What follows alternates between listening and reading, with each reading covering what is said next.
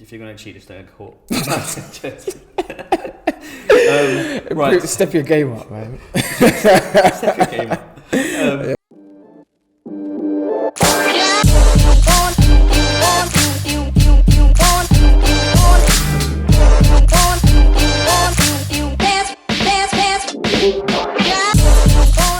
Welcome to Unpopular Theory, the podcast where we take people's unpopular opinions and we look at the theory behind them. Today we've got Theo Angus with us. Theo, thanks for joining us, mate. No problem. Welcome to be here. Pleasure, my guy.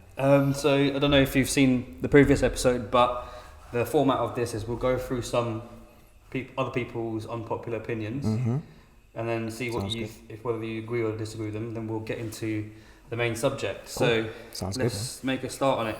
The first one I've got here. People were not more social and outdoorsy before the internet. So we say nowadays, actually the last episode was social media makes us less social. So it's kind of like touching on that. Yeah. But this guy's saying that there's a picture of the train, on train where people in the 40s and everyone's reading newspapers. And the idea that people were more social before the internet should die. So in the last episode, we sort of said, nowadays social media is making us less social. But is that just because we're in this generation living it, experiencing it, and in the past people were also less social, just in other ways? Yes, and I want to agree with more alongside with what you said. I mean, it's like evolution. Naturally, each generation, there's always something where, you know, when you get your parents and the elderly grandparents and such forth, and they're like, oh, you kids don't remember what it was like back in my day, and you know, you got it different now, and back in our day we just did this. And I think every generation has that, and I think in our generation it's definitely social media. It's something that our parents didn't experience, whereas we lived through. So I think it's a new form of social connectivity, but we haven't quite figured it out yet. You know what I mean? Yeah. So verdict is, people have always been antisocial. It's just a different reason to why they're antisocial. No, I like that. Yeah, because it's like, it's on a broader scope of things. It's like, you know, people like to think that we're getting more social, and people in general just like to get along. But in general, I'd say that more people are actually more antisocial. They more stay in their bubble. They like, you look at hiring. Step out. They hire with people they know, work with people they know. You know. Yeah. Cool. All right. Next one. Large companies should be fined for keeping people on hold for longer than 5 minutes. Well, I know that the obvious answer is, I hate being on hold, they should be fined for that. But say you're the owner of a large company, say you're the owner of, I don't know, Virgin or Void, whatever customer service like you might be on hold of. To you, it's busy, you've got hundreds of people working for you, there's still going to be people waiting in queues, and there's going to be busy times when networks go down.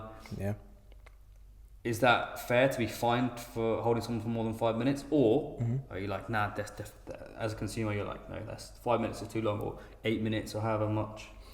I'd say that, like, it's a bit unfair.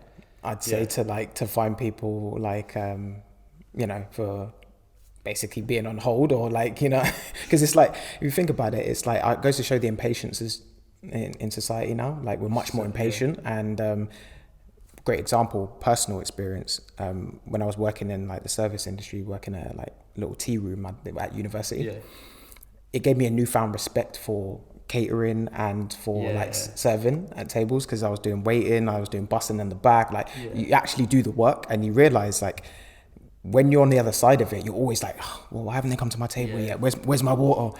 And when you're on the other side, you realize, oh damn, there's so much going on. And sometimes you just literally forget, like, oh yeah, I'm working on that table, and you know, so I'd say that's a bit crazy to be like, you're gonna find people for waiting on the phone for a bit longer. Let's just meet in the middle, because I think even though I think it's unfair, I've waited on the phone for like hours sometimes.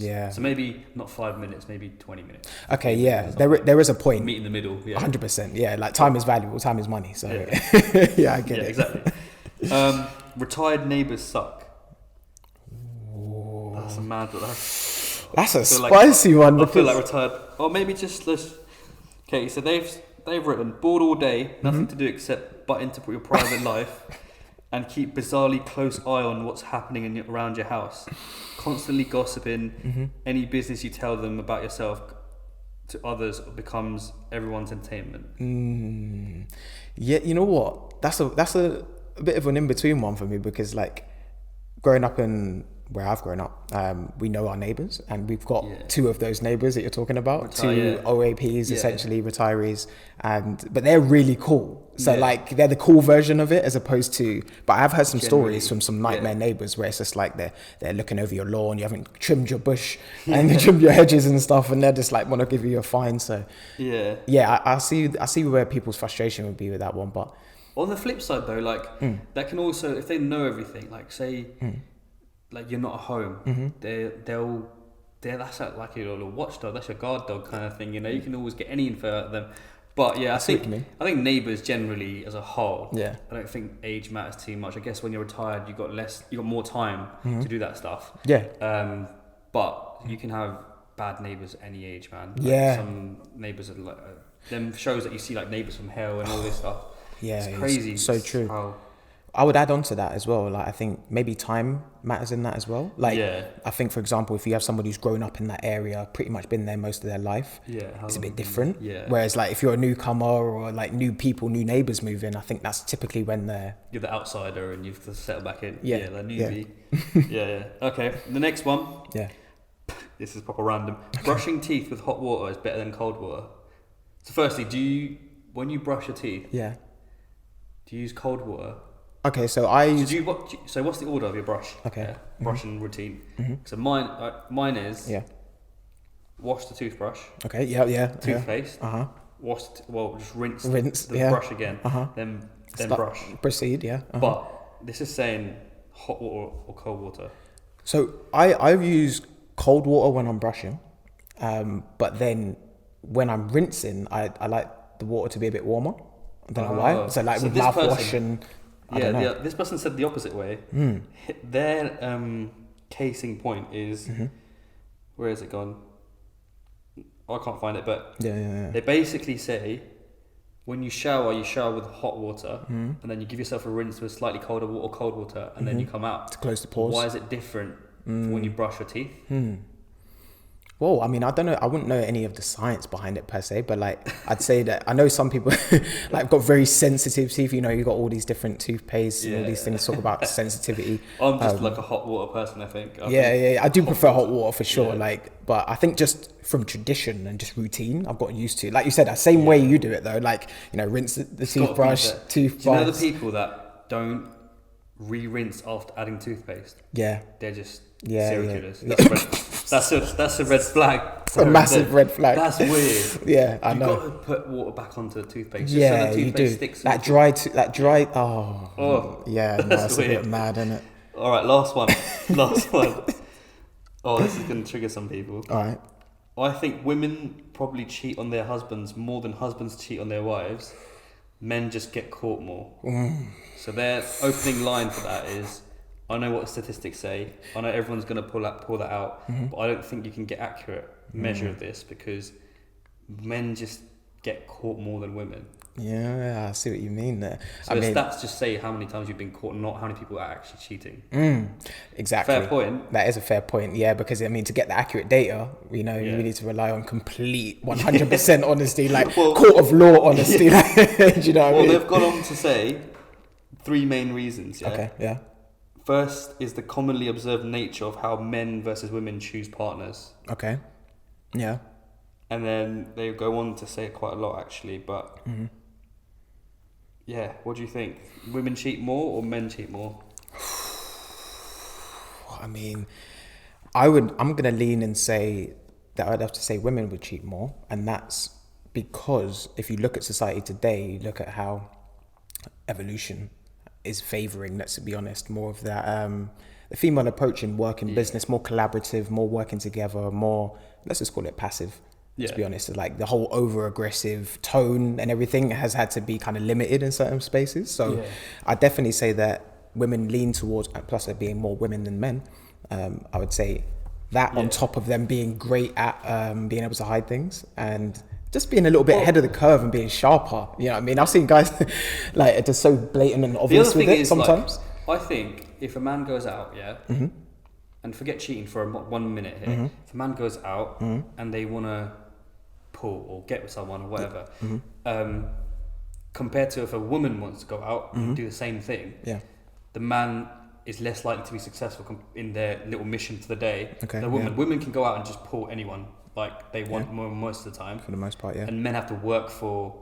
create their value, They have to work for it, you know, like to work to pull this girl and blah, blah. So if you stick on that theory and say women have more access to it, they potentially cheat more, whether they're in a relationship or not. Especially, sorry to cut you, but I mean, especially in the fact that we can't get the full accurate data to be able to get, you know what I mean? There's always that little grey area of like... I think women do cheat more as well, but I think it's just two guys here just saying that, isn't it? Yeah, exactly. I mean, of course, girls think about this. Yeah, it'd be good to get females. Like, I mean, like even with these conversations, you can notice with my pod, like I try and avoid convos like this unless you're speaking with someone. Like we can talk on it because we're here in the flesh, but I try not to talk about things that are outside of your control. What I can say from experience is definitely that, you know, the guys that I know who are, let's say, higher status or in those circles, even they tend to be pretty sloppy and sometimes just arrogant about how they do it. It's like, okay, cool. But I think that changing of the tide has happened with females making more money, more independence. And to be honest, like I think a lot of women really just don't care, to be honest. Now I think they got to a point where they're like, we have this freedom, we're going to use it and see where it gets us. But I think it is mad how I think you're right. I think men just get more cocky with it, or they're just careless. Or that. It's like we're just hardwired to like it. You know what I mean? It's like, do you care less about? Okay, not even care less. Let's take like the gym for example. You know what I mean? Like going and working out. It's not an obligation. It's not mandatory. No. But you do know as a man, you feel better. You feel more confident, and it's something attached. Now, I think on the other side, we'd take it to relationships, for example. You know that each person has to kind of materialize from what they have available to them. You know what I mean? So whatever status level you're at, you're always going to try and get that little bit better because naturally humans, we always want a little bit more. And I think in today's society, one, it's more difficult for men to ask for that. And so I think they're taking more of the back step and saying, okay, so I do think it's much more leaning towards women making that approach and saying that, you know, I'm going to do what I want. I'm going to have my cake and eat it. Do you know what I'm saying? So really the moral of the story is, guys, if you're going to cheat, just don't get caught.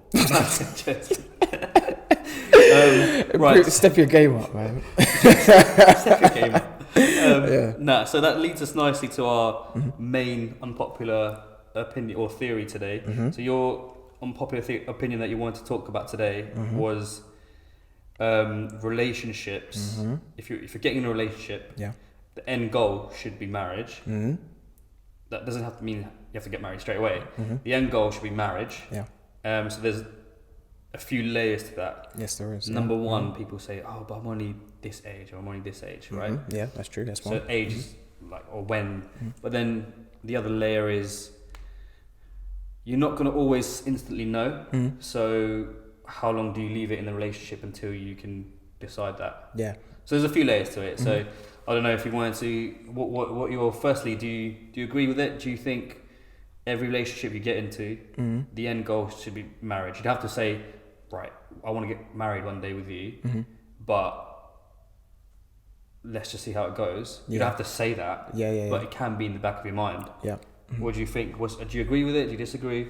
Yeah, well, I mean, you know, obviously growing up in a Christian household and a very faithful family, you know, very culture rich, I'd say that I definitely obviously would like to one day have a wife and have to be able to raise a family in that home environment, and you know, to just forego a lot of the issues and struggles that life is about, plus just raise your kids in the best environment. You know, so I would definitely say that should be the goal. But like you said, with the layers, I think the one that you could add on to that as well when you're talking about situations is also the economics, which leads back to what we just mentioned before with like the cheating element, right? It's like once the door is open, psychologists say this, right? It's the issue of too many options, Once you get flooded with too many options, it becomes difficult to make one, and it's very hard to reverse that trend. Do you know what I mean? Once you're used to it, yeah. Do you know what I mean? The other thing is, like, having said that, I think everyone, well, not everyone, mostly, I feel like you have to have that relationship, that one relationship that you don't not necessarily think, oh, I'm going to get married to this person, but you think this is a serious relationship, and then it doesn't end up being that way. Oh, okay. So you need to almost go through that learning one where you think you're in it, but you're not really. Yeah. So with me, for example, I felt like I've only had like one serious long-term pot. Like I've had relationships, but not like a serious girlfriend where like you bring to the family and exactly. I know what you mean. So there's loads to unpick there. So number one, if I'm saying I agree with every relationship should lead to marriage, number one is like the age thing that I mentioned. If you're at school in a relationship, you're obviously not going to be thinking about that, right? If you're, you know, I don't know what the right age is to start thinking that way, but let's say 18 if you're count as an adult, let's say 18 and up, you get in a relationship, then subconsciously I think it should be in your mind.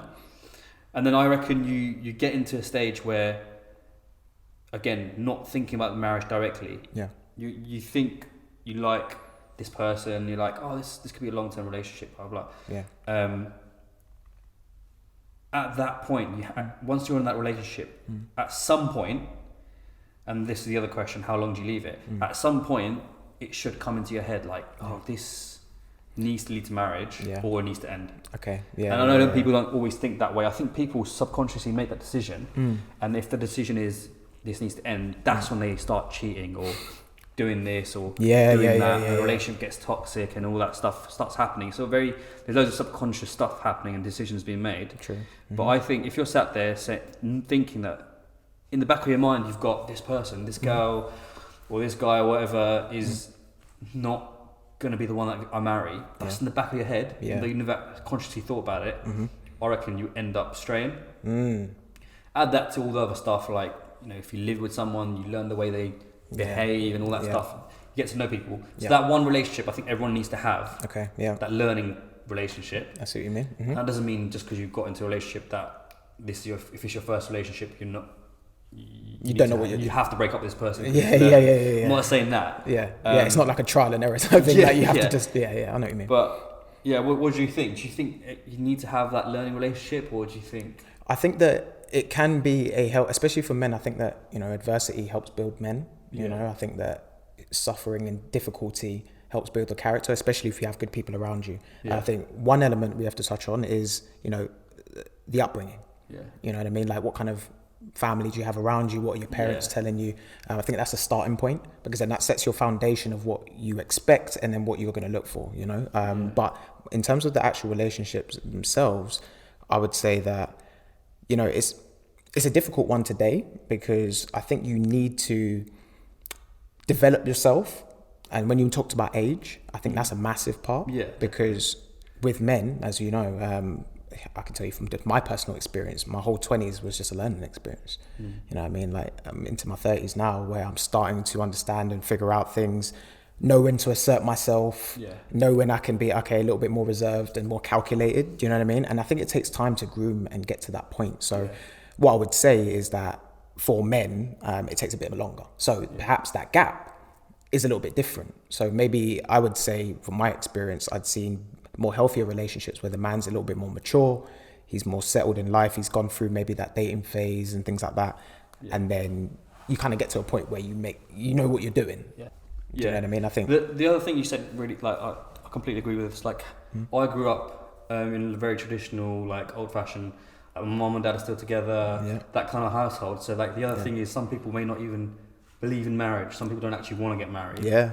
But that's true. That doesn't mean they can't have long-term relationships. You know what I mean? So that's a good factor as well. But if you are someone that is looking to get married at one day, I think that every relationship you be in, and don't get me wrong, you could end up failing in loads of relationships, but you should go into a relationship saying, this could be potentially even my husband or wife. I treat it. I know what you mean, because it puts a different. It's just like targets and goals in life, right? Like, let's just take it into the business sector for a minute and say, you know, you set targets of goals that you want to achieve in your business or whatever you're trying to do. So there are things that you've got to do to achieve that, right? Like there's targets, there's steps, there's processes. And I think it should be the same in a relationship because, you know, you have to build it. You have to develop it. And it's not just going to happen overnight and then you're just madly in love and stay together for 50 years. I think life was simpler for our grandparents. So they could, you know, less distractions, no social media. They knew their circle. It was very local and they stuck together. So our new challenge is like, all right, we can go anywhere. So our new challenge, I don't think is what you get absorbed by. I think it's what you choose. So like, I'm realizing as I've gotten into this age now that I'm focusing more on local community, close people I've grown up with. And, you know, like yourself, like we went to school together, do you know what I mean? And it's these connections. I think that it's just a different element of how you connect and you relate to people. So with relationships and marriage, I think you should go in thinking that, but I think we're getting less and less people that buy into faith and, you know, religion as well. That's another thing. I think it's such, the opposition for this would be, I'm not going to, like, I say I'm 21 years old and you meet someone on a night out or something, or you meet someone through a friend and just getting to know them. Admittedly, marriage is not going to be the first thing in your mind. I get that, but and it wasn't ever on my mind. Like anytime I go out and meet someone, and I get that point of view. But I think once you're in the relationship, and again, it's not necessarily sitting decide like, do I want to marry this person? Yes or no. If it's no, then I have to get out. It's more like what is happening in your relationship that you think you're subconsciously making yourself no, or could you see yourself ever marrying this person in the future potentially if this changes and that changes and 10 years down the line, 5 years down the line, whatever that might be. I think it's them things, but if it's the opposite and you're like, oh, I really like this person, I can't see myself getting married to them, but I'll see how it goes. If that's the case, I think you need to reevaluate. Either not necessarily end it straight away. Reevaluate. Reevaluate. More like just have a conversation with this person, thinking, you know, be honest. What do you want? What do you want? That kind of stuff. I guess just talk. But yeah, so I think we're in agreement that relationships need to be heading to marriage. What's your current relationship status? I don't know. So, I'll bleep it out if you don't want people. No, it's fine. It's fine. Yeah, I'm single. Yeah, I've been.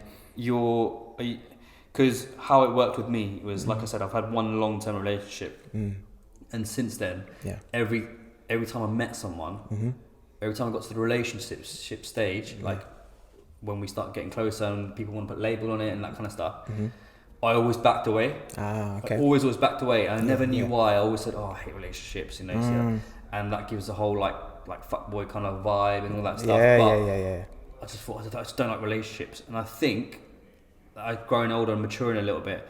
I think that's because the back of my mind, you can't see yourself marrying this person. I see what you mean. So it's like a subconscious decision type of thing. My reasoning was I don't like relationship, but now getting older, maybe could be wrong. That was why. I you know what? I see where you're getting at there. It almost leads to the idea that a lot of people lie to themselves. Do you know what I mean? Like, I think we've all done it in some capacity where it's like, you subconsciously, your body and your mind's telling you to do something and you kind of either ignore it. You don't know the reasoning. You don't quite know why. So you give it some reasoning. Exactly. What you think it might be. But it takes time to figure out what it actually is. Exactly. I know how you mean. And I think relationships is just like that. And you touched on something really important as well that needs to be highlighted, which is how long are you willing to wait to see how long the relationship can blossom? Because you know, some relationships you can meet someone and within a month or two, a few weeks, you know straight you're away, just like, okay, I really like this person. But some, like you said, that some aren't that way, So what's your advice to people that are in relationships? Do you know what's really mad that what I didn't realise until the other day is people get into relationships and normally there isn't a right or wrong time frame, but normally there's a year, 2 years, whatever the time frame may be when they get engaged, right? There's so many people out there that are engaged for years. For years. And their marriage is just not on the radar at all. Do you think it's similar to what you was just talking about? of like that stalling process of subconsciously. And I think, and that's back to the question, how long do you wait? Because what is the answer to that question? Because they, like, instantly comes into my head, you know, do you ever watch The Office? Yeah. The American version. Yeah, Steve Carell. Who's Pam with? Oh, I can't remember the names. I forget. I watched it so much and I forgot. Yeah. Anyway, it's been a while. She's engaged for ages, isn't she? And then she ends up getting with Jim, and everyone else knows how it goes. But that was like a prime example. Like, some people are just engaged for ages, and again, like I said, there isn't a right or wrong time frame. But you have to question: is that your mind subconsciously just being like, something needs to change? I think it's society pressure too. Do you know what I mean? Like, I think with engagements, like, sometimes it can just be truly, we're trying to wait to afford to do the wedding we want. All right, that's fine. That's fine. But I think that's the smaller cases. I think a lot of them, majority of them, are a stalling process. It's like a waiting room. Yeah. It's just like, okay, I'm here. I'm getting prepared to want to be married, but I'm not 100% sure we want to take that leap yet, which is fine. But I think, like you said, it kind of leads to that idea of like, all right, are we really committing to this? And how long does it take? Yeah, I think this is probably a very unpopular opinion, actually. I think that engagement stage is actually really weird. Like, I get it.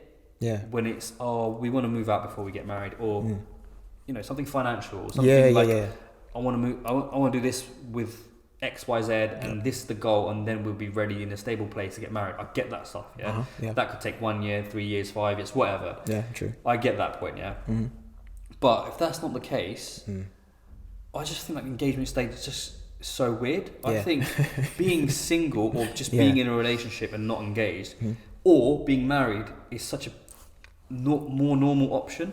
Well, here's an unpopular theory for you. Is singleness or singlehood, being single, is that the same as being engaged? This is what I mean. It's such a weird. It's like no man's land. You know, when you're at war, and there's two sides and there's a middle ground. Yeah. I think that's being engaged. But the soldiers play football. I know what you mean. Engagement is just a football pitch. Yeah, I look at it from an outside perspective because I haven't had the chance to see many of my family members married. A few, but not close enough. So, from my experience, people that really want to, or they know they want to be married, the waiting process isn't long. It's usually just like the soonest we can get it done and like get the wedding run. Exactly. Do you know that what doesn't mean some people can't get done instantly, and some people can't get done in 5 months, 1 year, 2 years, or they can and they just don't want to because of X, Y, Z. Yeah. I get that, but if you're always giving yourself a reason, I can't get married because of this, there's always going to be something else. You have to make that step, like you made the step to get engaged. And I think a lot of people, and obviously this means a lot of guys, because normally guys are the ones that get dragging their feet. Yeah. Well, they can drag their feet, but the guys are the ones that propose. But I feel like a lot of guys propose because they're not sure and they don't want to break up yet. Oh, okay. And the girl on the other side is like, we've been going out for this long, why have I not been proposed to yet? I see. Indirectly saying all these messages like blah blah. Yeah. So they propose because they don't know. They don't know whether they want to get married, but they don't want to break up either. They haven't made that decision yet. Okay. I saw this thing online actually, and I don't actually know. This is not my opinion. I don't actually know if how much of this is true, but it was something like guys will get married when they're ready. When they're ready to get married. Whichever girl is in their life, they'll get married to that girl. Whereas girls will specifically choose, they more or less always get ready to get married, they'll specifically choose the person they want to get married to. When a guy has got the money they want, or like they've got the job, or they're in a place in their mind where they're ready to get married, the girl that's in their life at that time is the one they'll marry. Yeah. And for girls, it's the opposite. I don't know how much that's true. Like, it's hard to like. I know, it's hard to quantify it. Yeah. But no, I see where you're coming from. Where it's like, so again, speaking from experience, like from some of my friends I know that are like in sport or entertainment or anything like that. Again, they're more reluctant to want to get married in general. But when they do finally tie that knot, it's like you said, it's more the point in that life that they're in. You know what I mean? They've built their level up, they built their value up, they've got the things that they need in life, and then I wouldn't say it's random, but I would say it's more a characteristic you're looking for. You're looking for a certain type of person that fits with your lifestyle, you know, a partner, a true partner. Whereas I think on the other side, it's a little bit more romantic, a little bit more idealistic. Yeah, I think guys' side still have that romance factor, all that stuff. I think girls choose specific, whatever that might be, archetype, specific type of guy, specific moment, all that stuff. And guys may, and again, I don't know if this is true, but guys, when they're ready to get married, in their head, they're not going. I'm not saying they just pick a random girl who's down the street or whoever's closest to them at the time, or they get married to. Yeah. It's just if they've ever thought about it subconsciously in the past, this girl's marriage material, and that girl is still in their life, that's the person they'll marry. Okay, I see. What you mean. If they're in a relationship with someone and they're ready to get married, they'll just marry that person. Whereas girls are generally ready to get married. They just might be in relationships with guys that they don't want to get married to. Yeah. Or they don't want to get married, so they're just kind of lingering around till they leave. Yeah. I see what you mean. It's a disconnect, isn't it? There's so many variables, so many options. Yeah. But so in summary, then, a relationship should only be a relationship if the end goal is to get married. Yeah, I think. Do you still agree? Yes, I do, because I think in today's society, what we can see is a lot of delinquency, shall I say, where it's just people are just all over the place. I don't think people really know what they really want, because a lot of people are moving so quickly. So they don't take a breath, they don't stop for a second to say, all right, where am I actually at? And I think it's a lot of copycatting. You know what I mean? Like, it's so much copycatting. Like, if I see that person doing it and they're doing well, or they're perceived to be, I'm gonna try and follow that route. Whereas I think we need to focus more inward and local, and then build outward from there, because you can control those things. You know people. It's just like the news. Do you know what I mean? I had this conversation with one of my friends. We're so absorbed with the news in places we can't actually affect. Yeah. And it's not a bad thing, because it's good to be knowledgeable, but I can't really affect what's going on in foreign countries and what's going on out there. I don't know anyone there. I just get projected the news that it's bad. Now I feel bad. But what's the solution? There isn't really one. No. Do you know what I mean? Whereas opposed to community group stuff, where it's like, all right, Harris has got this problem with his business and he needs help with, I can actually do something. Yeah. I think purpose is so important for people, and I think the fact that we're straying so far away from having a true purpose in day to day, I think. Yeah. And if you haven't got the purpose of getting married in your relationship, I think you have to question where the relationship's going. But no, thank you so much for jumping on the podcast. Absolutely, my brother, man. Thanks for sharing your opinions about other people's unpopular opinions. Man. If you guys have any to add to it, add it to the comment section, and 100%. Maybe Theo can go through more of them. I would love to. Thank you so much for jumping on. Pleasure. Hey, go like, share, subscribe to my guys' content. It's a pleasure to be on here, man. I look forward to being back on again. So much better than me. It's a little bit of practice, man. We'll get it there. And Theo's actually got his own podcast as well, so I'll add the link to that one. Yeah, appreciate it. Like and share that one too. Yeah, man, absolutely. Hit me up, and we'll be back soon.